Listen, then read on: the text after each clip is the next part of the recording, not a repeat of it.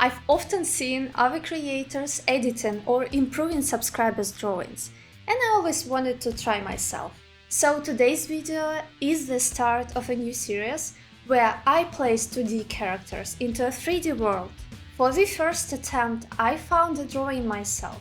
Since I'm still growing my channel, obviously I don't have so many subscribers just yet. So this is the perfect time to practice. Let's get into it! Using just a basic Blender setup, I will sculpt everything, make hand-painted textures and also create a fluffy hairstyle that fits the style of this creature. Make sure you stay till the end of this video, Gosha, so you can hear the character's story. This drawing actually is more like a concept art that was made as a study project by a friend of my friend. Thank you for the opportunity to model your work, Anastasia. You're such a creative artist. I think this character already has all the essential things it needs to become a 3D model. We can see the difference between textures clearly, and the shape of the body is easy to understand even though it's asymmetrical. I also think that I'll use Photoshop to enhance the glowing effects and to create a bit of a magical vibe. And it was time for me to roll up my sleeves and get to work. As usual, I started by adding primitives and sculpting the main body parts from them. A camera is already placed in this scene, because it's necessary to match the camera angle with the one of the drawing. Since the character is asymmetrical, I created different hands. Using the most ordinary sculpting brush, I stretched and moved every primitive so the body parts would match the shapes on the reference. The antlers require a different technique though, so I used a brush called Snake Hook. That's quite a literal name. Then I blended everything together and began adding fingers one by one. Using the remesh tool, I changed the poly count so it's easier to sculpt. Right after that, I added more little branches and blended them as well. I suppose that's it for the basic shapes. And that was time for the antlers to embrace my absolutely amazing sculpting skills and turn to branches. Using the draw and the smooth brushes, I changed the main shape while trying to understand why they also affected the model's backside. That's because I haven't turned on the front faces only option. Now we're talking. I smoothed the surface to add some cracks and fissures all over the antlers, so they would look like they are wooden. In this case, it's important to change the brush size here and there to add more variety to the texture. And it actually turned out quite nice. After checking the match with a reference, I filled the holes, and we're good to go. The next step was to create the stuff, and later on give it the same woody look as we achieved on the antlers. Let's see. The most obvious choice for me was to start with a primitive cylinder. First, I extruded and scaled it to achieve the staff shape. Using the same sculpting brushes, I made the top part. This was definitely a tricky one, because the branches are twisted around each other. I thought the staff could use some little branches and stones as well. Finally, the surface was ready to become woodish too. But before I moved on to making cracks, I wanted to place these little bunnies on the antlers and sculpt their eyes to liven them up a little. That's it for now. The next step was one of the most relaxing and interesting for me. That's why I chose it, I guess. Okay guys, make yourself comfortable, because I'm about to show you the real-time process of creating tapes. Enjoy!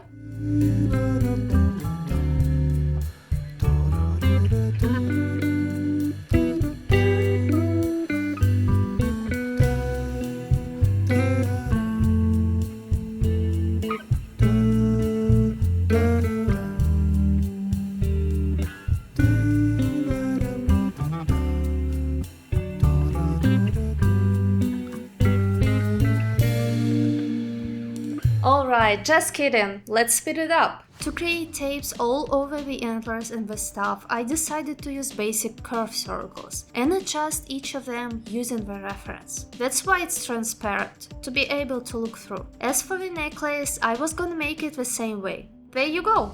Well, those were just basic curves. And next, I needed to add some depth and thickness to them. But before that, I thought I'm ready to repeat the process of sculpting cracks all over the stuff. As before, I used the draw brush mostly, changing the strength and the size pressure. Since the stylus is already a prolongation of my hand, this process was pretty relaxing. This was definitely a meditation session. After that, I went back to adjust some body parts, like fingers, head and shoulders. Since I wanted to take a look at the whole composition, I added a studio wall and placed the character nicely on the floor to avoid any intersections with a surface. And the most time-consuming but absolutely enjoyable process begins. I'll cover some steps for you on how I've made the tapes from the curves. Using curve properties, I changed the length and the radius of the depth. After that, I used a sculpting brush to wrap the tape around, so it would look more natural. Alright, let's listen to some music and enjoy this process together.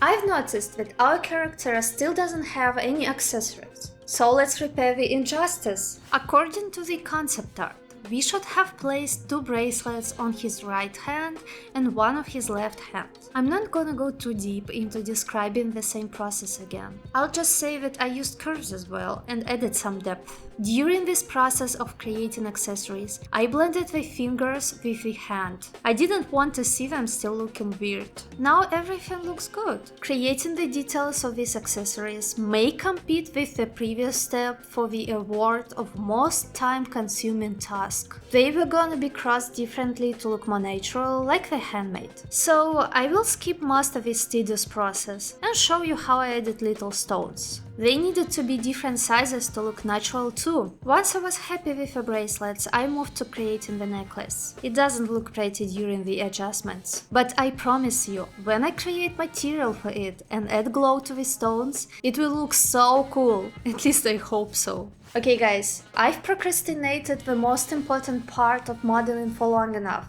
But everything was done except the head. I was a little bit nervous, but I was gonna try my best. Well, I gotta start somewhere. So I sculpted the ears first and then moved to making the face. First, I blended the cheeks with the face and added a nose. Then I looked for the right place of a stone on its forehead and started sketching the eyes position. I decided to not use a symmetry tool since the character is asymmetrical. I inserted eyeballs into the holes and made eyelids around. A bit of adjusting and I think the face turned out pretty cute. Well, finally, the character has all the parts. We are done with the sculpting section. So the next step is the texturing. Guys, I was really excited, it's looking so good already. I immediately started applying all the colors from the concept art. Later on we'll paint fingers, shoulders, feet and eyes. I've also added lights in this scene to understand what is going on in the random mode and went back to the textures.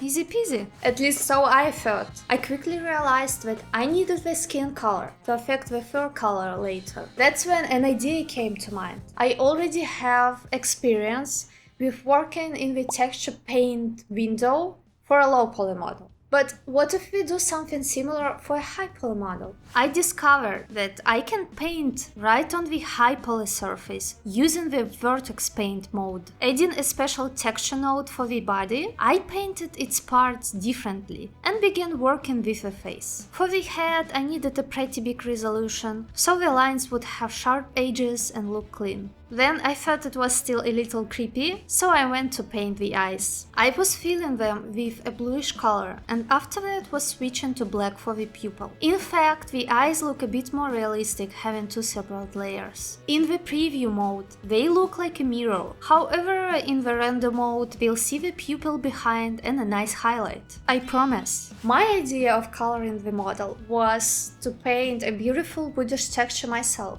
As for the other parts, I wanted to use some of the material nodes and add glow effects. Starting with the bunnies, I first tried to find any emission properties in the vertex paint mode. Probably I missed something, but unfortunately I failed. So I did it the classic way. Applied a simple emission effect in material properties as usual, and it worked pretty well. Later on I plan to add the eyes again, using a different mesh. But now let's color the stuff. I need to be accurate with the edges, since we don't want the texture to look messy. Once I was happy with it, I moved back to create ring-shaped eyes for the bunnies. Okay, that was pretty easy. All done! They do look a bit creepy, I guess. I think bunnies were meant to have a mysterious, not an attractive vibe. I think they're still cute though. Well guys, then the time has come again for me to grab my stylus and paint more wood texture.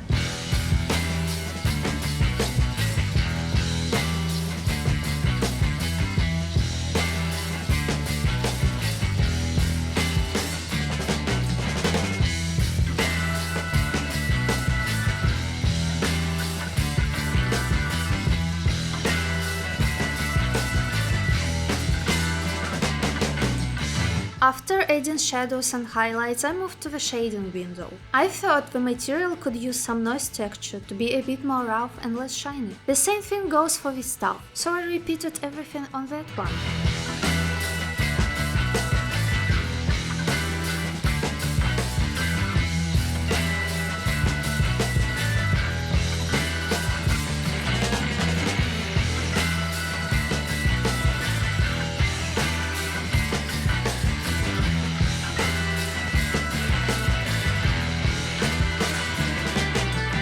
The next steps include making materials for the tapes and for the accessories. Let's look at them! I manipulated the tapes to look like fabric using the wave nodes. Next, I repeated the process of creating the leather material for the bracelets. I already tried this technique and it simply works very well. The necklace could have used leather material too. That'll do.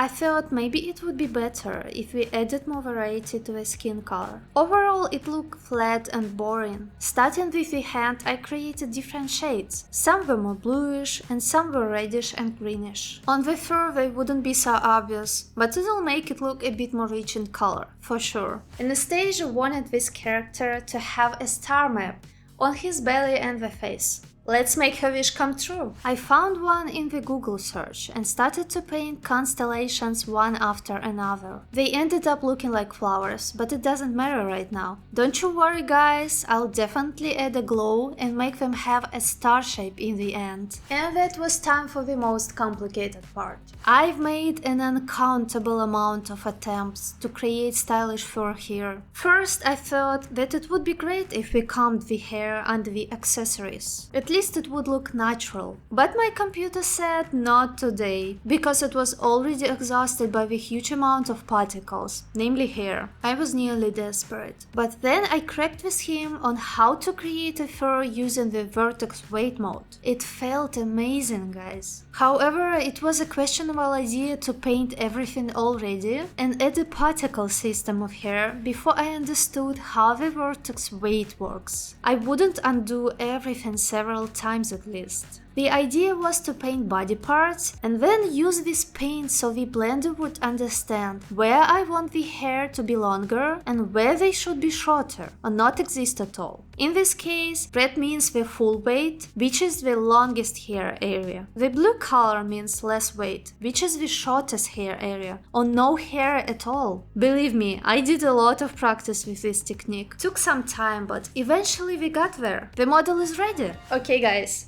I've made the final render already. Next I popped it into Photoshop to add some post-editing effects. So here I wanted to enhance the glow effects, probably add some sparkles and blow smoke near his feet. Let's experiment a bit. First of all, I cut all the glowing objects using the object selection tool and the lasso tool also to do it manually. I was about to add a bit of inner and outer glow effects and a bit of blue filter to expand the blue areas. Then I changed the color slightly and moved to adding the shininess to the paint on his body. I used the lasso tool again since it makes it easy to select all the stars. Because of all this fur, the belly didn't show enough paint to define the star map. So I decided to paint stars once more. I used a bright color, added some glow to it, and blurred the layer using the motion blur filter. It helped me to make these tips like the stars have. I also decided to add a bit of shadow behind its hands and the head. I did this for the first time in my life, so it was decided to make the shadow not so obvious. It could have used blue highlights on the shoulders as well, and again I painted them slightly. Looks nice! Just in the nick of time I've noticed that the eyes still have no glow at all, but according to the concept art, they should. Voila! I thought we could spice things up by adding a mysterious vibe to this illustration. And with a little help, okay, who am I kidding? With a lot of help, I managed to do it. I've added these flashlights first, since they fit the fur color nicely, I hope. Then these sparks came to mind. What if we make them bluish and place them all over the character except his face? All done? I thought that we could also add the fog using a smoke brush to give the illustration a cryptic vibe. I used different smoke patterns to achieve a nicer look. A bluish color will do as well. And wow, it's done! That was amazing! I like the final result so much that I don't even know how to explain my feelings right now. Let's take a look at it! Besides, Anastasia made a backstory for the character, which I've translated for you. Let's hear it also! Well guys, I present to you the magician named Zoran. The magician Zoran is a hulking gatekeeper to the moon forest. He fell asleep just for a minute during a portion of approximately 100 years, while some William managed to sleep through. Our character was woken up by the mischievous moon bunnies. Cozy settled on his pseudo antlers. The babies would keep Zoran company by lighting him the way in a forest thicket. After all, he risked following the stranger in the deep, dark forest. Wow, I'm impressed by this kind of work. I really enjoyed spending time with this marvelous creature, and the story makes it even more alive now. I have to tell you, this project improved my skills like 100 times. Now I want to go and touch some grass before I move to the next one. So, if you liked this video and want to see more in the future, make sure to leave a like and hit the subscribe button. Thank you for being with me today. See you in a bit.